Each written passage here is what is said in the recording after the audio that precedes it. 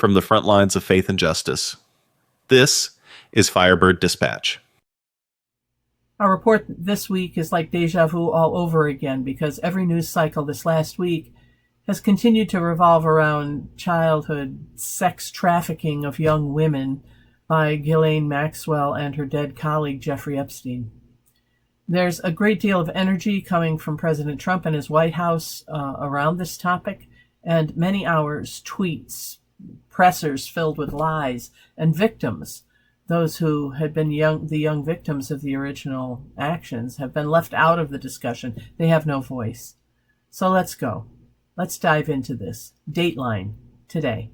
The disunited states of trouble. Part 1. What's left to say? What is there to say that hasn't already been said? I mean, when the rich broker silence like a currency, when the law bends backwards to accommodate power, when predators dine in private jets and prisons are padded for the privileged, what more can we possibly say? This week, Donald Trump fled to Scotland, golf clubs in tow, while the shadows of Jeffrey Epstein's crimes closed in again. Protesters met him, that is, Trump, not with violence, but with clarity. Banners, chants, truth. Across the pond, people still know how to cling to a thing and claim it for what it is. Back here in the States, it's been a swirl of secrets and sickening details. Rumors of new documents implicating high-profile figures, whispers of more details struck with Ghislaine Maxwell, strategic leaks meant to distract, reframe, and confuse, and a media machine dancing like it always does, baiting attention and monetizing outrage and softening complicity. And yes, Trump is worried enough to run, worried enough to spin it into distraction. But here's the thing. Worry is not the same as remorse. And distance is not the same as justice. Part 2, a parallel world. So what do we say when we've already said it all, Well, first we look to see if this is a new thing that's happening or the same old pattern. And once again, our faith has some of the answers. There's this story in the Gospel according to John, the first 11 verses of chapter 8. And religious leaders were dragging a woman accused of adultery before Jesus. And notice the man involved is absent. They're not seeking justice. They're trying to use her as bait in a trap to discredit Jesus. And Jesus responds not by condemning her, but by exposing their hypocrisy. Let you who is without guilt cast the first stone. How does this fit with what's going on here? Well, like the Epstein-Maxwell network, this scene shows how those in power often manipulate public morality while hiding their own sins. The woman's dignity is restored not by a court of law, but by a radical act of spiritual defiance and truth-telling on the part of Jesus. Hypocrisy, scapegoating women, power plays, reclaiming dignity. Sound familiar? It's like a timeless story, and sadly, it is all too much in today's news. And what do we learn from both of these stories? Well, we learn that silence protects systems of power. We learn that victims are often erased unless we intentionally recenter them. We learn that justice is distorted when those in authorities use it to shield themselves. And we learn that spiritual courage means naming the truth, restoring the dignity of the wounded, and not looking away. Part 3, anchored in our faith.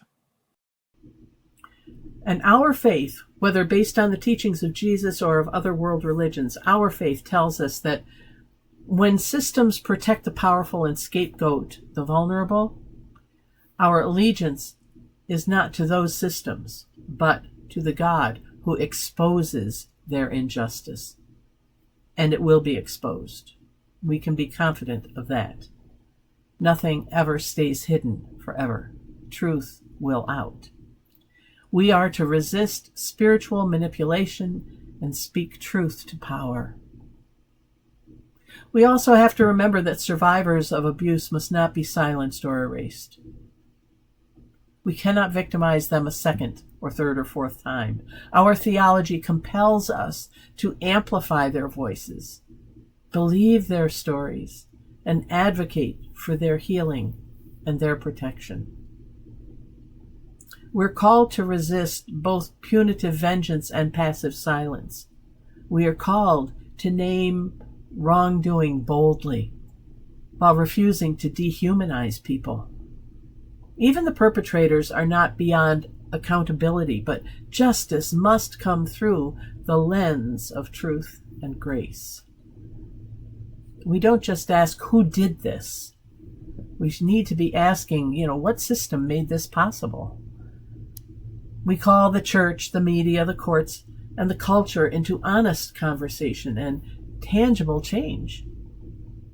Firebird spirit and others in our progressive lineage are called to stand up to power, to name what's happening, where the system is corrupt and not behaving as it should, and to change it.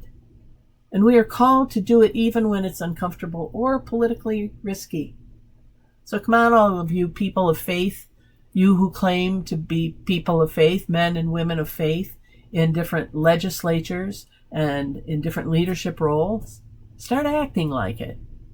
For us to choose silence is to side with the powers of the world and not with the powers of light. Part 4, and now? So what do we say now? It's all been said before. What do we do? We say it again and again. We say it louder. We say it differently. We remind people this is not normal. It may be becoming commonplace for this administration, but it's not normal. It's not normal for our country. It's not normal for people of faith. It's just not normal. So we name what's wrong. Even if it's been named before, we continue. We say power without accountability is violence. That silence when children are harmed is complicity. That justice delayed, especially for the most vulnerable, is still justice denied. And we pray. We pray with our feet and our fingers, with the very fire in our bones. We pray, we organize, we hold vigils, we shine light on subjects. We don't back down, we vote, we have conversations, we care for the survivors. We tell the truth even when it's old news. We don't give up. We hold fast to what is good. Because somewhere, someone is just now waking up, and maybe they hadn't heard this or thought these things before. And for them, this may be the first time they hear the truth spoken plainly from a position of faith and in a way that echoes our belief system. Our job is to make sure that the message is still echoing. Epilogue, Spirit and Resistance. As you explore more of our Firebird offerings, please remember, we're not here to sensationalize the news. We are here to soul analyze it. Because our spirits deserve the truth. The spirit deserves truth. That's it for this week's Firebird Dispatch. Thanks for tuning in. Keep the faith. And until next time, this is Firebird Dispatch. Over and out. You've been watching Firebird Dispatch. Rising in love, grounded in justice. Join the movement at #FirebirdSpirit.